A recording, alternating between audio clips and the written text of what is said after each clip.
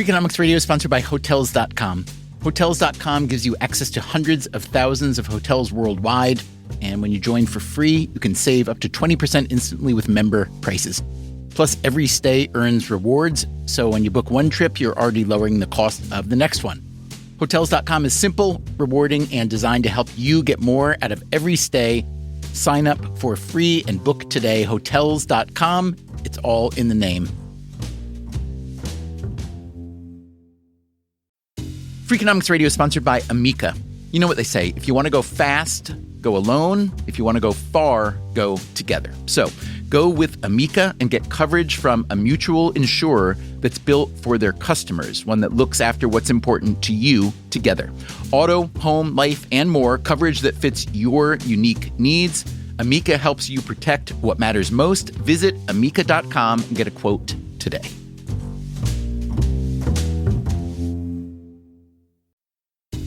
Freakonomics Radio is sponsored by Mint Mobile. Ditch overpriced wireless with Mint Mobile. Cut your wireless bill to $15 a month at mintmobile.com/freak. Upfront payment of $45 for 3 months, $90 for 6 months, or $180 for 12 months. Plan required, $15 per month equivalent. Taxes and fees extra, initial plan term only.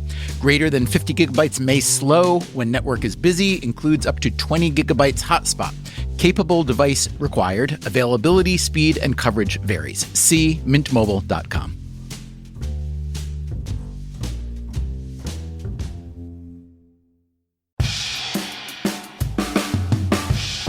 Hey there, podcast listeners. Before today's episode, let me ask you this. We are working on an episode about the opioid crisis and potential solutions. One idea we've heard about is a buyback program for prescription opioids, where you'd get cash or a cash equivalent for turning in the pills you haven't used. So we are curious to know what you have in your medicine cabinet, especially if they're opioids that you're no longer taking. We're also curious to know what it would take to get you to drop off the unused pills at your local pharmacy. If you have a story to tell us, please make a brief audio recording. Just use whatever voice memo app is on your phone and email the file to radio@freakonomics.com with the subject line medicine. Tell us your name, what you do, where you're from. Given the topic at hand, if you prefer to just use your initials instead of your name, that's fine too. And you can also anonymize your other details. Thanks.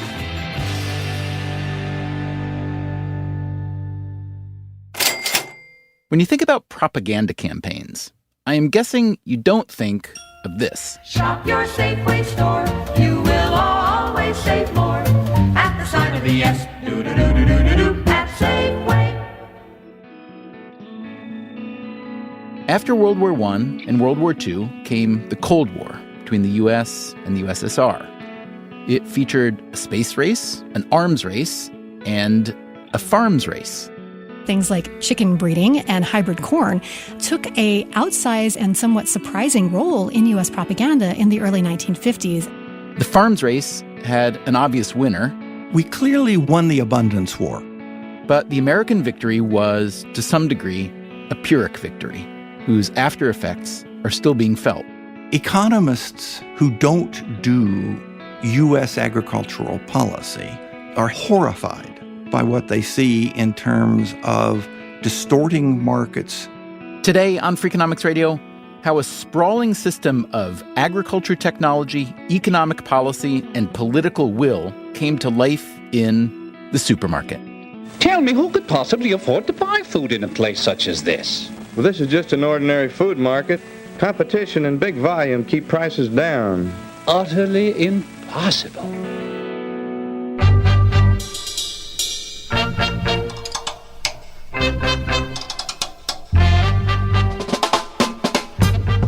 From Stitcher and Dubner Productions, this is Freakonomics Radio, the podcast that explores the hidden side of everything. Here's your host, Stephen Dubner.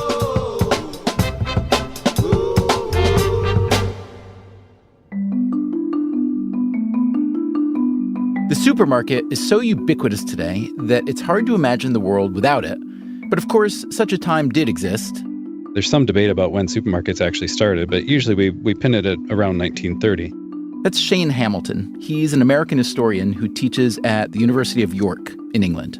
I am the author of Supermarket USA, Food and Power in the Cold War Farms Race. Was the supermarket a purely American invention? I argue yes. The easy answer is that the first declared supermarket was built in the United States. I think the broader answer is that what makes a supermarket is the industrial agriculture system that enables the affordability of mass-produced foods. The predecessor of the supermarket was the dry goods store. So they didn't have fresh produce, they didn't necessarily have milk or meat or a bakery in-house. That's what a supermarket did, is it put all those food items, and often many other things. You could get, auto parts. You could get your shoes shined in the early supermarkets. It was a kind of one-stop shopping and service emporium. Another big difference, supermarkets were self-serve. In a dry goods shop, you'd ask a clerk for something, and they'd fetch it. In a supermarket, you could ogle the meat and produce yourself, even handle it, and then put it in your basket. The supermarket chain Piggly Wiggly is credited with having pioneered the self-service retail model. It is still operating today in 17 states, but the biggest supermarket chain for much of the 20th century was A&P, the Great Atlantic and Pacific Tea Company. A&P, as of the 1940s, was the world's largest retailer by any measure, by sales volume, by number of outlets, and so forth. Between 1946 and 1954 in the U.S., the share of food bought in supermarkets rose from 28% to 48%. By 1963, that number had risen to nearly 70%. A&P had so much market power that the Department of Justice went after it for anti-competitive practices. This was an interesting development, considering that the U.S. government played such a significant role in the creation of supermarkets in the first place. The original goal had been to use the supermarkets to drive down the cost of food for urban consumers. The U.S. becomes a majority urban nation by, I think, 1920. And there's a lot of anxiety among leaders, political leaders, thought leaders, about whether or not U.S. agriculture is going to be productive enough to feed this growing urban population. That's Ann Efland. I'm a senior economist in USDA's Office of Chief Economist, and I work primarily on domestic policy. The U.S. Department of Agriculture, established in 1862, had a long history of funding and conducting scientific research. A lot of the seed development and livestock breeding. One good example would be the research done in the 1890s on animal disease, on bovine tuberculosis, for example, to identify the causes of those diseases and then to develop ways to treat that. There was also research on developing new kinds of machinery that would be less heavy on the ground or less damaging to crops. The USDA's promotion of agriculture went even further than farm machinery and animal breeding. There was a need for better transportation from the farms to the cities. So USDA had a unit that did engineering research on the best road materials and road construction methods. The Rural Electrification Administration was part of the New Deal USDA. The private electrical companies didn't see a profit in expanding out into rural areas, and so that was taken on by USDA. But perhaps the biggest changes to American agriculture were mechanization and automation. If I may say so, I lived through the structural transformation of the agricultural economy. That's Peter Timmer, an economist who used to teach at Harvard. I'm a retired professor, have worked on agriculture and food policy, poverty reduction, economic development for well over 50 years now. And before that, Timmer was a farm boy in Ohio. He worked for the Tip Top Canning Factory, which was founded by his great-grandfather, and the factory's tomato farm. I'm old enough to remember when we hand-picked all of our tomatoes and we hand-peeled all of our tomatoes. But that, of course, changed. When I was in grade school or junior high school, if we could pack 40 or 50,000 cases of canned tomatoes and product in a year, that was a pretty successful year. By the time I had graduated from graduate school, the company was putting out 1 million cases a year. This was thanks in large part to a mechanical tomato harvester, which came out of the engineering school at the University of California, Davis, with the help of federal research money. It had taken years to get the harvester right, mostly because they first had to get the tomato right, breeding a new variety that could withstand the rough treatment of the mechanical harvester. I remember when we bought our first one, it was a huge expense, and it just revolutionized our operation. I was just in a microcosm of what turned out to be very general trends in the entire U.S. food system at the time. The general trends could best be characterized as high volume and standardized agriculture. If you would describe U.S. agriculture policy as aggressive in earlier decades, then in the Cold War era, it was pretty much on steroids. And this wasn't just about feeding a growing U.S. population. This had a political thrust, meant to show the Soviet Union and the rest of the world just how mighty the U.S. was. Shane Hamilton again. I don't mean to deny the power and the might of these weapon systems that were deployed and the space race and all that. But fundamentally, this was a contest to demonstrate that either communism or capitalism was a superior political economic system. After Sputnik, when the United States was trying to understand why it was falling behind in the space race, or why it thought it was falling behind in the space race, many of the commentators said, the problem is we're not funding basic research. So after 1957, the budgets of not only organizations like the National Science Foundation, but also specific government departments like the Department of Agriculture, their budgets for research increased dramatically on the theory that this is how the United States would win the Cold War, by doing the best science. That is Audra Wolfe. I'm a writer, editor, and historian. Wolfe's latest book is called Freedom's Laboratory, The Cold War Struggle for the Soul of Science. And it really looks at the ways that science as an idea became a tool for propaganda in the Cold War, especially on the American side. There's this idea that you can change hearts and minds, and you can establish a climate of opinion that makes people more willing to accept the American way of life as the better choice.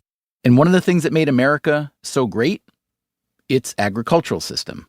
Things like chicken breeding and hybrid corn took a outsized and somewhat surprising role in U.S. propaganda in the early 1950s. But there was a tension. The United States wanted to promote personal exchanges, scientific and technical exchanges, as a way to promote American values. But at the same time, it was very, very nervous that by doing so, it would lose the advantages that it had, particularly in grain production. In 1955, the U.S. government unexpectedly had its hand forced. A newspaper editor in Iowa named Loren Soth invited Khrushchev to the United States to see the wonders of American agriculture. That's Nikita Khrushchev, then leader of the Soviet Union. And somewhat to everyone's shock, Khrushchev said yes. Now, Khrushchev didn't come himself until 1959. But in 1955, a group of 12 Soviet agricultural experts came to the United States to see the wonders of American agriculture. They saw how contour farming worked. They saw the wonders of hybrid corn. They saw the chicken breeders. Chicken in the 1920s was pound for pound as expensive as lobster. By the 1960s, it was so cheap that it was quickly becoming America's most popular meat. What can you tell us about the Chicken of Tomorrow project? The chicken of tomorrow. Really, the chicken of tomorrow is the chicken of today, in that we're all eating the kind of genetic progeny of the original chicken of tomorrow. What it was a contest to produce the most efficient chicken using genetic techniques, basically. And it not only had to be an efficient chicken, but very heavy breasts, very light colored feathers, so that when it's plucked, it would look good under cellophane and then later plastic packaging. And the birds had to be relatively disease resistant so that they could be put in intensive rearing operations without dying too quickly. This agricultural bounty, those heavy-breasted cheap chickens, those millions of cases of tomatoes, all this was a good candidate for the U.S. propaganda machine. The U.S. Information Agency were searching for concrete forms of propaganda to display America's wealth. Enter one of the most concrete forms of display imaginable, the supermarket. The supermarket is not just a retail box, but actually the endpoint of an industrial agriculture supply chain.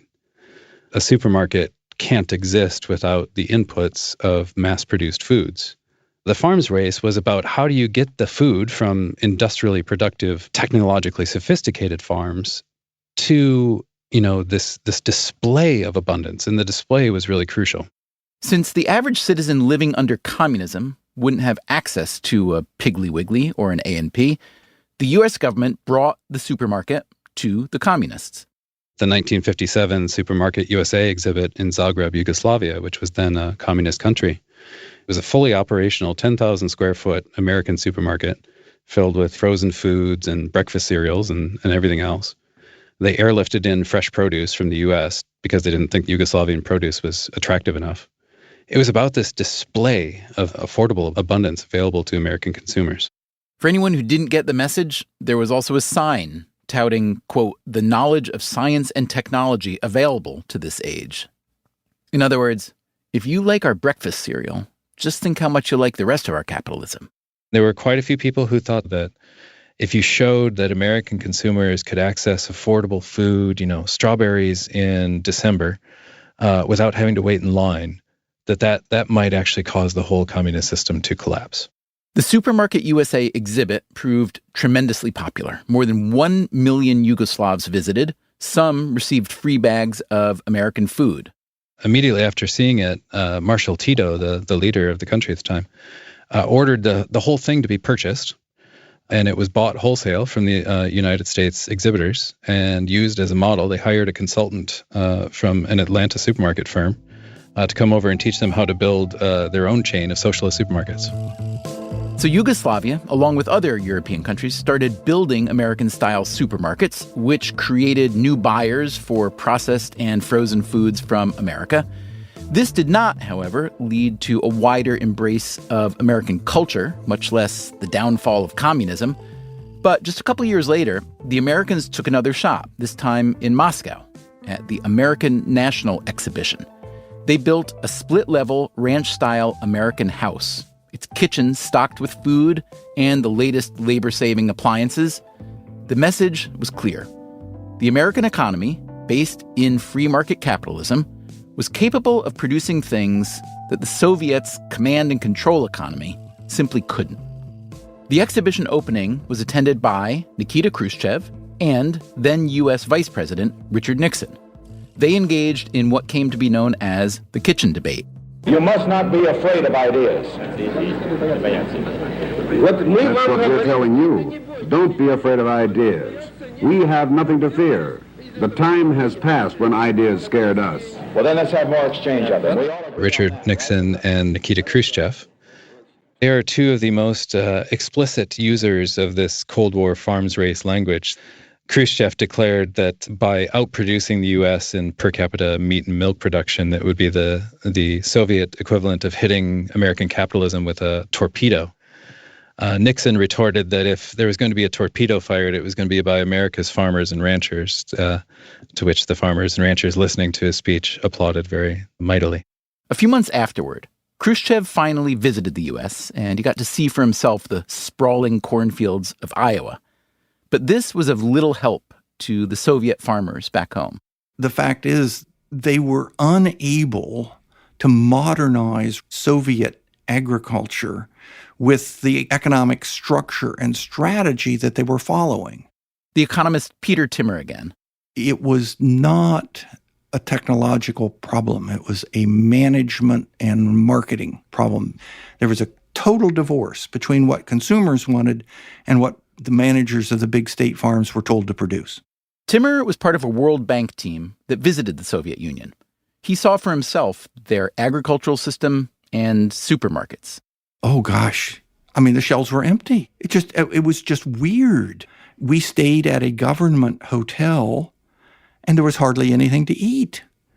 You talk with the staff of the research agencies and places like that who would struggle just to come up with basic foods. They knew it could be better than that. Khrushchev, despite his bravado, was ultimately forced to buy imported grain from the U.S.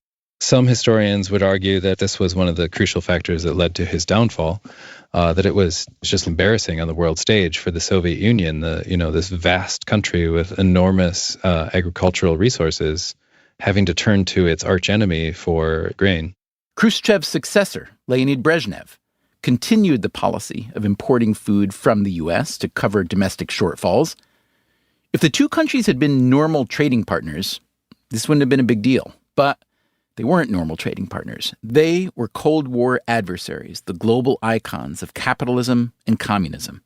And it was becoming clear which system would prevail, at least on the food front. Peter Timmer's final analysis? It was a fundamentally failed strategy for agriculture that brought down the Soviet Union.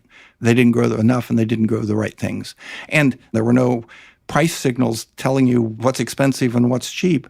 They wasted a lot of what they were producing on the land. It never got into the supermarkets. Timmer was actually in Moscow when the Soviet Union collapsed. The neat thing is I have a passport going in stamped Soviet Union, but my passport coming out, the exit stamp is Russia. People were so optimistic about what was going to happen. They knew that American supermarkets were a miracle. They had seen it on television.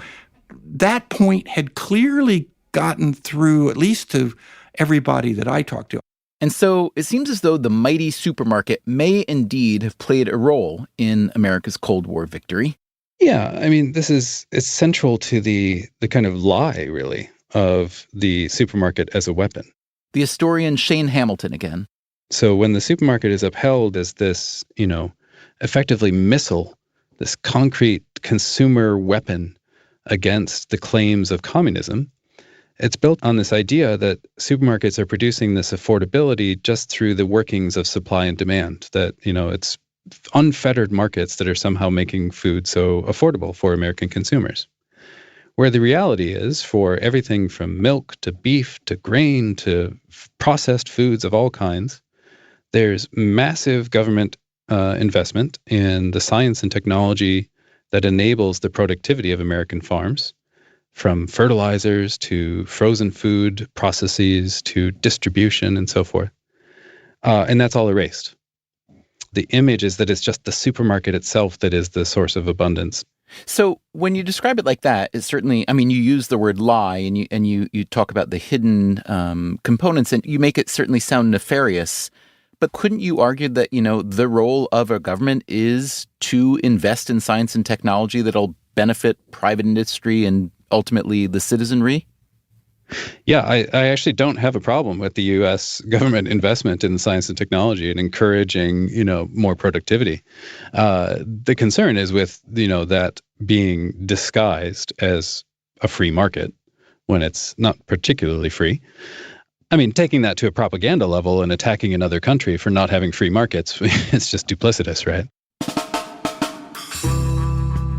You may or may not be as disturbed as Shane Hamilton is by what he calls the duplicity of the U.S. government for promoting the supermarket as an emblem of free market capitalism. To me, the big question is this: what was the ultimate cost of this supermarket victory? What are the economic and political and health consequences of more than 100 years of agriculture policy that encouraged industrialization, standardization, and low prices? That's coming up right after this.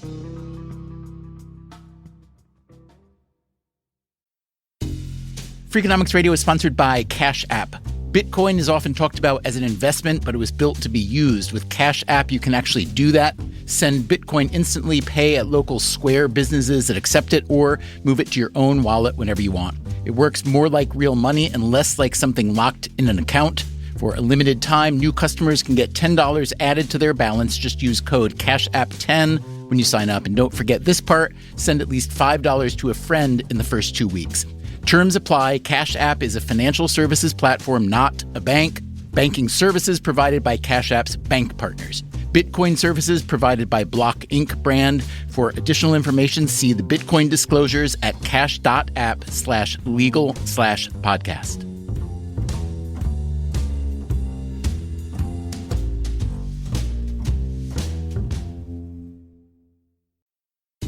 Freakonomics Radio is sponsored by Figure. Did you know that 40% of homeowners own their home outright? If that's you, don't let your equity sit idle. Tap it with a home equity line of credit. Figure, the #1 non-bank HELOC lender in the U.S., helps tap equity you've built in your home so you can do things like tackle a renovation or pay down debt. HELOC is a line of credit secured by your home. You can draw what you need, repay, and draw again.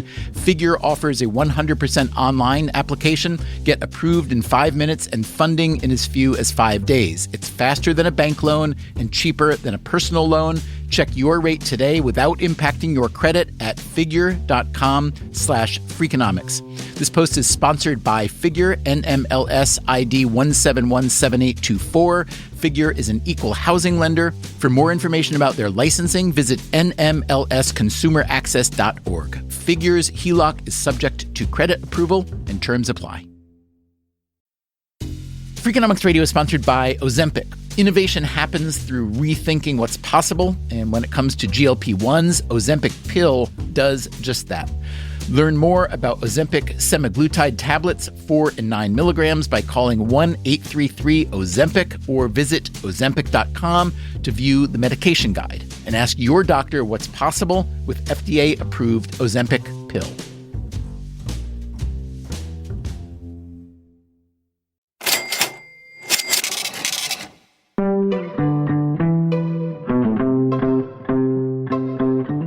So the U.S. won the so-called farms race with an industrial approach to agriculture that was heavily influenced by government policy and funding. What were the long-term results of that victory? To figure that out, we need to go back about 100 years. That's on the advice of Ann Efland, the U.S. Department of Agriculture economist we've been hearing from. Efland thinks there's one key event that really drove U.S. food policy. And that is production increases around World War I. Farmers expanded their production to meet wartime goals, and there were some price supports during that time that provided incentives for increased, especially wheat and pork and some of these other staple commodities. But there was no real planning for the aftermath after the increased demand and the price supports that are set up for war go away. And it left a number of farmers who had, in good faith, developed larger farms and more productive farms with very low prices. So after the war, farmers were producing more food than was necessary. Then came the Great Depression. The economist Peter Timmer. I mean, demand collapsed, but agricultural productivity did not. And what that meant was prices just collapsed. And so that so totally set the mind frame for U.S. agricultural policy. That's when we see the beginning of real price policies for agriculture. Price policies for agriculture would take many forms over the ensuing decades, from crop insurance to loans and direct payments and many more. Now, you can understand why the government would want to make agriculture financially viable and remove some of the uncertainty. A national food supply is a pretty important thing. One key policy tool the government used was a price support system, guaranteeing farmers a certain minimum price for a specific crop at a specific time. There was an idea of something called parity, which was that the price should be such that it would give farmers the same purchasing power in comparison to workers and others in the economy that they had had before World War I. And that was the guideline for what those price support levels ought to be. But if you increase the price being paid without limiting the amount being produced, well, one of the problems with this is that it leads to a large surplus. This would leave the federal government to buy and store excess produce. In the early 1930s, when the U.S. government guaranteed farmers 80 cents per bushel of wheat, the government wound up buying and storing more than 250 million bushels. These things all take place in the context of their own times. Having policies that found a way to increase farm incomes in the 1930s, I think, would be seen as a good thing. But there are also consequences of that over time as they get embedded. If you ever wonder why the USDA's old food pyramid, the diagram of recommended servings of different foods, why the biggest category at the bottom of the pyramid was bread, cereal, rice, and pasta, well, the U.S. had an awful lot of all those foods. And if you ate as the USDA instructed, there's a good chance you put on a few pounds. You can't think about nutrition without thinking about agriculture policy. And U.S. agriculture came to be driven by financial incentives. Incentives that, given how government funding often works, weren't always entirely sensible. You know, economists who don't do U.S. agricultural policy are usually horrified by what they see in terms of distorting markets, picking, okay, corn, soybeans, wheat, you guys get big subsidies, apples, grapes, fresh fruits and vegetables, you're on your own. Dairy, incredibly regulated both federally and at the state level, just a mess, just an awful mess. With price guarantees for certain crops and the resultant glut of supply, the government sometimes paid farmers to plant fewer crops. But even this wasn't fully successful. So we have controls on how much can you plant on an acre, but not on how much your yield is on the acres you are planting. There's a huge boom, lots of new chemicals, fertilizers, machinery that make farms more productive. So even though we're trying to control by reducing the acreage, there continues to be increasing production and surpluses don't go down. But Ann Eflin says this was a problem the USDA wasn't all that unhappy about. Problem solving on the scientific and technical and engineering side tends to run on its own track and be seen as a positive outcome.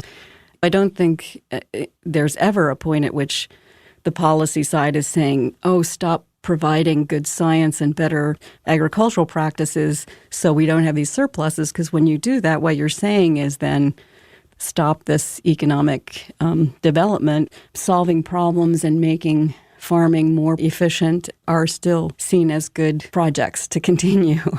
The fact that they also create these surpluses is sort of a different track of problems that the farm policy then is trying to figure out solutions to.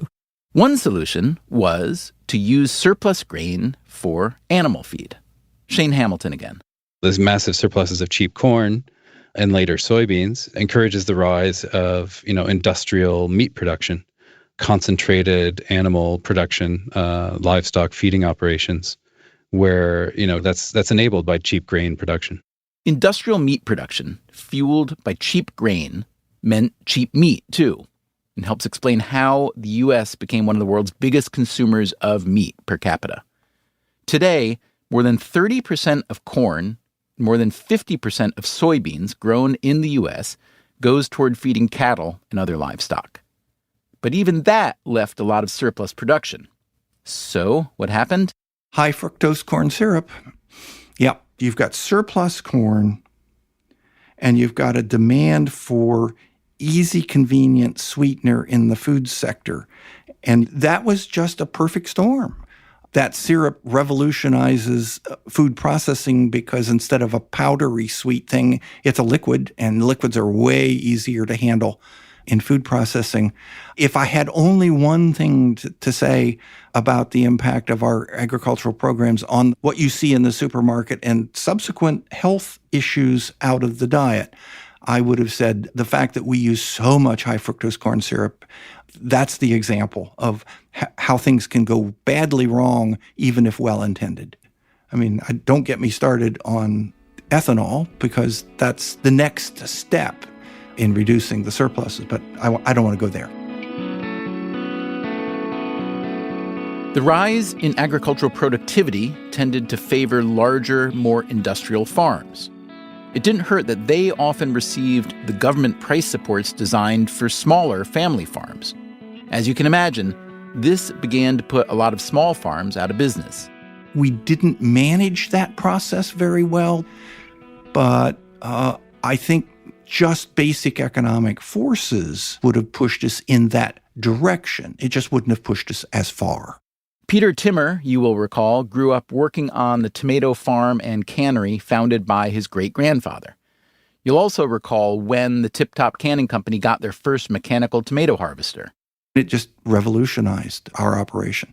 When the mechanical harvester was introduced, there were around 5,000 tomato growers in the U.S. Within 5 years, 4,400 had gone out of business. The Timmer family farm and canning factory made the cut. They're still operating today. But between 1940 and 1969, 3.4 million American farmers and their families stopped farming. Quite a few historians suggest that, this all-out push to productivity killed the family farm, effectively. Shane Hamilton again. And it's hard to deny that. On the other hand, we don't apply the same kind of metrics to, industrial manufacturing, where similarly there's been massive U.S. Government investment in science and technology to support economic growth and productivity. I'm sympathetic to those who, see it as overall a net positive gain. However, the pain is real. Peter Timmer says this massive consolidation on the production side was driven by what was happening on the consumption side, the growth of supermarket chains. Supermarkets were able to manage the supply chains all the way back to farmers, but they didn't want little tiny farmers. Just one supplier, please. It's just way too complicated to contract with 50 or 100. That has changed then the nature of production, right down at the level of Tip Top Canning Company and how we would be able to provide the kind of regular quality and supply and low price that a Walmart or a Kroger or a Publix would need. I mean, Walmart really came in and looked at the landscape of American supermarkets and saw inefficiencies everywhere. What Walmart did was build on its successful model of general merchandise sales with hyper-efficient logistics and distribution, brought that into the supermarket industry and really shook things up. I used to ask my class, I'm talking 1985, where is the world's largest supercomputer? And the correct answer was, it's at the Pentagon. Okay, where is the world's second largest supercomputer? Bentonville, Arkansas, home of Walmart. They used that computer to track every single item on every single Walmart shelf. That information technology is what revolutionized food marketing. And it was pretty much invented by Walmart. This technology would spread across the world, affecting not just the demand side, supermarkets, but the agriculture supply side. So the U.S. experience is formative. And it's formative for two reasons. One, U.S. universities train so many ag economists, food scientists, food policy people to go back to other countries that the U.S. model is pretty well ingrained intellectually.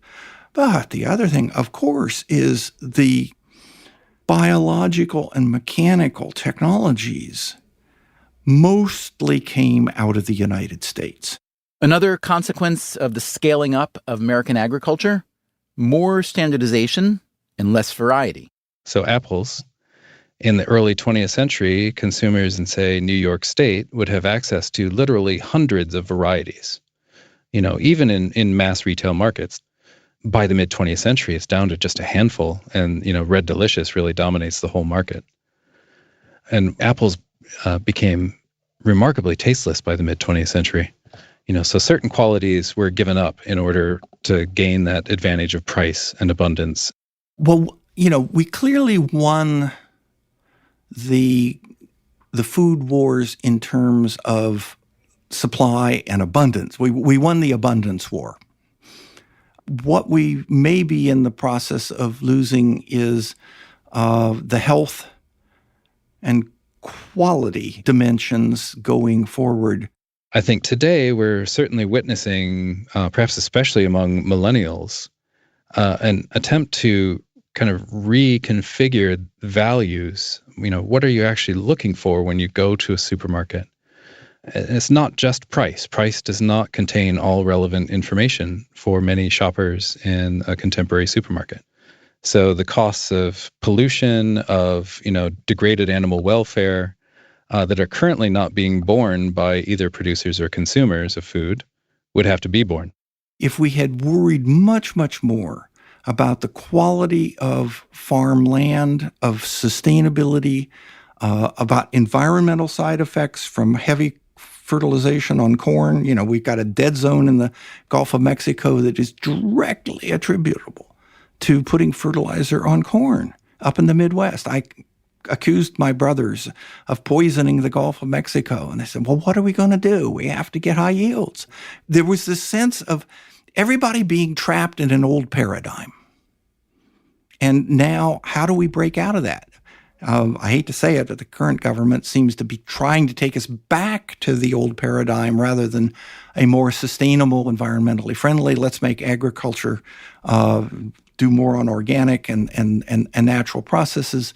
That doesn't seem to be the political driver right now, but it has to come back. We really have to make agriculture green, which is a strange thing to say.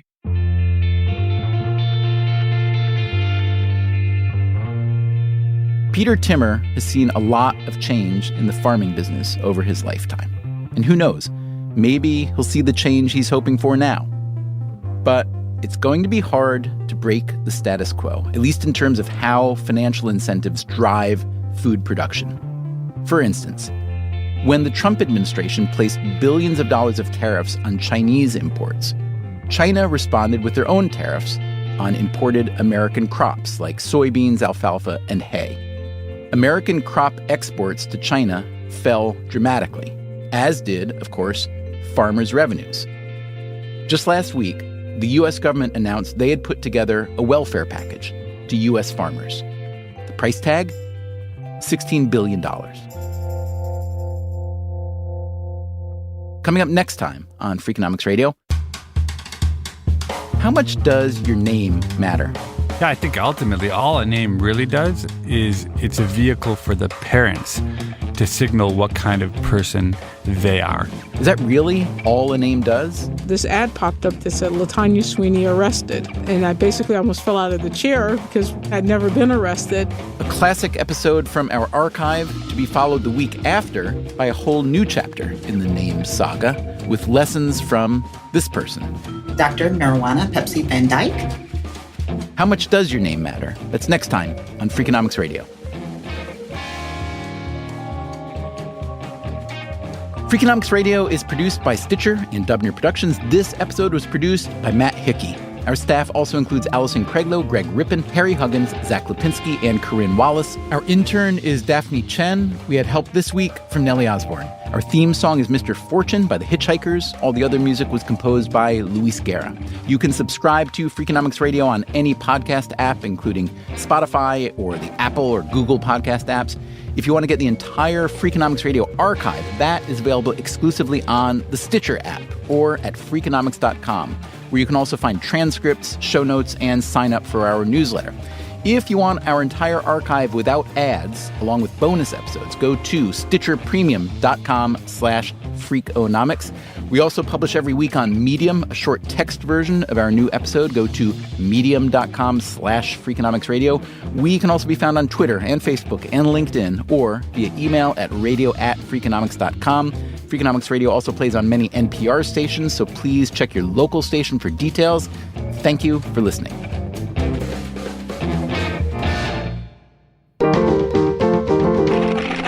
Stitcher.